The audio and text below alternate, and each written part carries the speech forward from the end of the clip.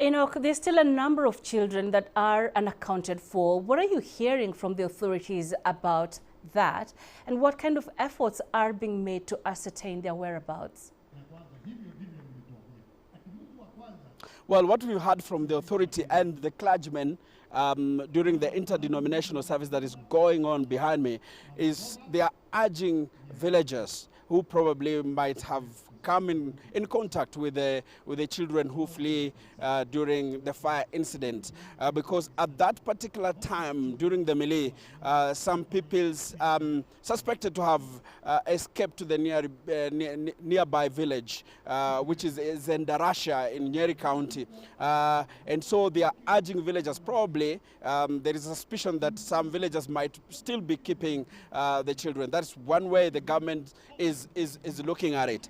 But one I explained earlier is that the government is still looking and combing through not just the school, but even the nearby areas, just to find if there are clues of where these children could be. Quite a number of them are still missing, as you said, Penina. So it's a wait and see, and even for the parents here, the confusion state is still on until probably the DNA analysis is completed for them, because the 19 bodies that were moved from here are still unidentified.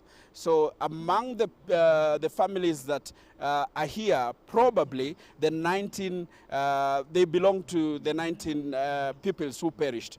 Penina. Enoch, this is a tragedy that has shocked the country. Tell us about how the survivors, the school community, and even the families of the affected children are being assisted in dealing with the trauma. Well, as far as I've seen and as far as we have been told, the aiding of the families affected began on Thursday and has been ongoing until even today. That is why there is the interdenominational service, many churches coming together to pray for the families that were affected. Now touching on the spiritual part of a human being and also touching on the emotional part of the human being, and especially when we are talking about members of the families that were affected by the fire. But we have also seen different organizations led by the Kenya Red Cross Society offering counseling services and aiding the families. As far as yesterday, there was an intensified exercise where most of the family members who arrived here were taken through the counseling sessions, some of them just being told on how to come to terms with what happened here, and others being encouraged to wait for more information to come from authorities. But also we saw the presence of authorities from the local government here, which is the Nyeri County government, to the national government. We have seen more than 5 cabinet ministers come here.